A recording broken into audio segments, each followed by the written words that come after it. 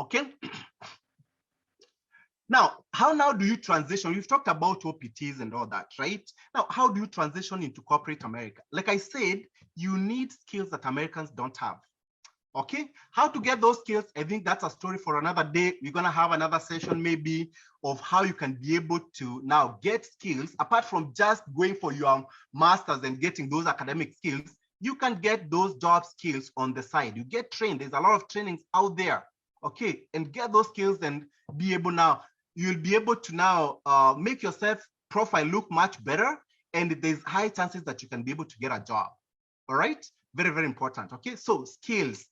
These are skills that Americans don't have. That's how you get into corporate America, through work. Okay, once you graduate from school as an international student. Okay, because the companies here, they are required before they can file. Let's say, for example, you want to get sponsored for H-1B visa. Before a company files for your H-1B visa, you have to have done a degree here. The degree must be tied to what you are looking for a job. And that job must be a job that is in demand. There's not many Americans who have the skills. Mostly IT, it's good. Healthcare is also good. And but anything STEM also is always good, right? Because not many have those kind of skills. So it's easy to get those jobs that can be able to sponsor you long term. Okay, so so the visas that you can get is the H-1B visa. This is a work visa. It's not it's a work visa that you are given for first 3 years and then a further 3 years. It's called H-1B visa. Okay, and it's given to skilled workers. So basically, if you have an education here in the US and you get a job, the company is willing to sponsor. You can't sponsor yourself. The company is willing to sponsor you. Then you'll get that H-1B visa. Now, once you get the H-1B visa, then what you need to do is ask the companies that sponsored you on H-1B visa to sponsor you for green card, because the H-1B visa is up to 6 years, right? So, but if you want now to live here and live and work here for as long as you want, you need a green card. But you can also get a green card, right? You can also get a green card, and you just need to ask the company to sponsor you for a green card. If they're willing to do that, then you're gonna get it. That's how I was able to do that. So I was able to get that H-1B visa. Then once I got the H-1B visa, in fact, actually I got the H-1B visa, then that company that I got the H-1B visa through one company. Then at some point I looked for another job. I transferred my H-1B visa to another company. But unfortunately, that company at some point told me they can't sponsor me for green card. So I had to find another company that could sponsor me for green card. So also you have to be worried about these things, right? And then now this is the company that sponsored me for a green card, and I was able to stay here long term and start my business. And now I'm still here as a resident of the US. Okay, so that's really how now you transition. But again, key thing, skills. Most likely your academic skill, it can only push you a little bit. You know, if you have the right skills on the side, on top of your academic skills, then you're gonna have a very good chance of getting sponsored by companies out there. Okay, I think also, like I said, we can have another session about this. I can give you more information about the companies, maybe a list of companies that sponsor H-1B visas, you know, all that. Because in the US, they give up to 85,000 employment-based, H-1B visas. 85,000, 65,000 for those who have undergraduate degree, and a further 20,000 for those who have a graduate degree, either master's or PhD. So a total of 85,000 per year. Okay, and also for employment-based green card, the country offers 140,000 employment-based green cards every year. Okay, and this is for people who have the skills. So if you have the skills, you're gonna get it. So that's really how you transition into corporate America as an international student once you graduate from school. You're watching Success with Bob Mwiti Show, presented to you by Upstack America. Upstack America is a consulting company that helps immigrants find amazing higher education and job opportunities in the tech industry in the United States. You can find our programs by going to www.upstackamerica.com. Upstack America, we wake you up to the unlimited potential within you. So what you're gonna do is I'm gonna open this session now for Q&A. Well, I'll try to read some of the questions here. and see whether I can be able to answer all of them. Now, there is someone by the name Morris. He says that he's been in contact with Bob before. I did send my school credentials, which he approved and gave a green light to apply to join Upstech. So yes, I'm qualified. I want to do a master's in data science. However, I need to know the loan repayment procedures. Well, now, I don't know. I don't want to dwell too much on our programs here because that's really not what brought us here. But through the Kenya Airlift program, we have the handbook that specifically sees the interest rate that is offered through the program, through our circle. You can check that out. I think it's 1% per month. And you repay once you graduate from school, and that loan is for relocation expenses. In terms of loans from the lenders, let's say, for example, if you take a Prodigy loan, you can always go to Prodigy website and check their loan repayment interest rate. It's usually between around 9% and above. Same thing with the Empower. Also, you can be able to know the interest rate for that. Now, repayment period, I think it's 10 years, I believe. I'm not very sure. I think 10 or 12. It all depends. Anyways, just go to the website again, Prodigy or Empower Financing, and you'll be able to see all that information. Securities, again, these loans, they are unsecured international student loans. So basically the security is you. You must be smart. That's why I said it's not just for anybody out there. You have to have a very good GMAT score or GRE score. You have to show you're a smart person. And if you're coming to do a very marketable program, let's say, for example, you're saying you're coming to do data science, that's the security for you. You're coming to a very good program. So they know that you have a very high chance of getting a job. Those are the kind of students that they want to lend to. They don't just lend to just anybody out there. So there's no other security that is needed. There's someone here who is anonymous, says that, could you talk a little bit about bachelor's, master's programs, for example, that in Columbia, where you can do an additional year taking a master's level and get a master's degree? Yes, I know there's those options where you have like dual programs, where you can do your bachelor's and at the same time also you can start doing your master's studies. What you need to do is just get in touch with the universities that offer those programs that you're interested in, that are dual programs, and you should be able to get to know more about that information. Okay. All right, but yes, it's possible. Some schools, I don't think it's every school out there that offers those kind of options, but I know there's that, where you can be able to do your bachelor's and at the same time also you undertake your master's. Okay, so those are the two questions that I can see. There's another one here from Ian. He says, for prospective STEM MBA students without previous STEM careers, is career change possible? Yes. Well, most MBAs out there, they are not really STEM, but there are some schools out there, they classify them as STEM. So you just need to ask whether your program is a STEM program. Also depends with which concentration you are taking, because MBA is very generic, right? So you can take an MBA, for example, in data analytics. If the school has classified that as a STEM program, then that's good for you, right? You can also take an MBA program in, let's say, for example, information technology as a concentration. That could be a STEM program, right? But generally, MBA, just a generic MBA, that won't be a STEM program. It will just be a regular master's program. And that will only get you just 1 year of post-graduation work authorization, OPT, that we talked about. Okay. Now, I believe the students want to know whether you can do a career change. Yes, like for example, you see, I always give my own example, right? I came to the US as a master's student, as an MBA student. Me, I didn't have any IT undergraduate. I didn't have any IT background. No. Okay. But what I did was, because I realized, remember I told you guys, I was finding it a little bit hard, not a little bit, actually, very hard to get jobs. So I had to extend school by 1 semester. So what I did was I got trained in the IT on IT job skills as an Oracle systems analyst. Okay, and that's how I was able to now to get a job, because I was trained on job skills. There's a lot of companies out there. We do such training programs. That's what Wilfred talked about. You know, we have training programs on robotics. For example, you can train as a robotics business analyst. You can train as a robotics developer. You can train as a data scientist on artificial intelligence and machine learning.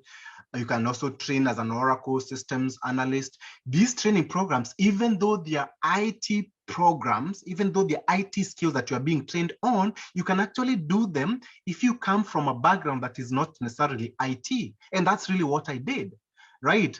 Let's say, for example, if you come for an MBA, I did an MBA and I was able to train on IT job skills and I was able to get a job because IT and business is quite related.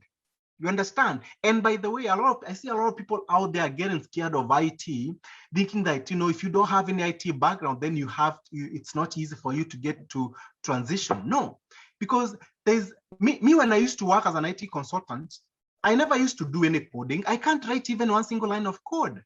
Okay, right? Because I used to implement from the front end. There's a lot of jobs out there. In fact, actually, so many of them where you work from the front end. Okay, so you don't need to have any tech background for you to get into the tech space. Okay, all right. So you just need to know exactly what you want to study, what you would also want to do as a career, what are the training programs out there for you that can enable you now, you know, get those skills that are needed in the job market. And we said we can talk about this in another session because I think time is up for us. So let me take another question. In this era of working remotely, is it possible to find a company to sponsor me for H1B working remotely from Kenya? No, it's not possible. You have to be physically here. Let's say, for example, you get sponsorship to work on H1B visa through Upstack America. The government, the US government, requires us to bring you here in Tampa, not even anywhere in the US. You have to be physical. You can work remotely, but you have to be physically located in Tampa. You don't have to go to the office for Upstack, but you can be in your house, but in Tampa, because also they do checks.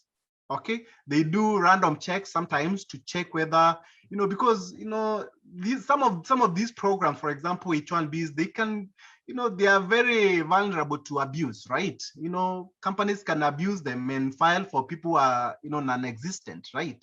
So they don't want to do that. So you have to be physically here, even though you're working remotely, even though you're not going physically to the office. So I've answered your question, hopefully. Does Upstack support admission support to universities, not on your list?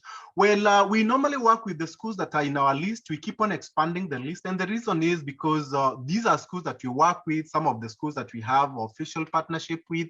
We know that, for example, let's say where Wilfred is studying, we know that if you go there through our program, you have a very high chance of getting, you know, graduate assistantship award because you're going to be considered because you come through our program.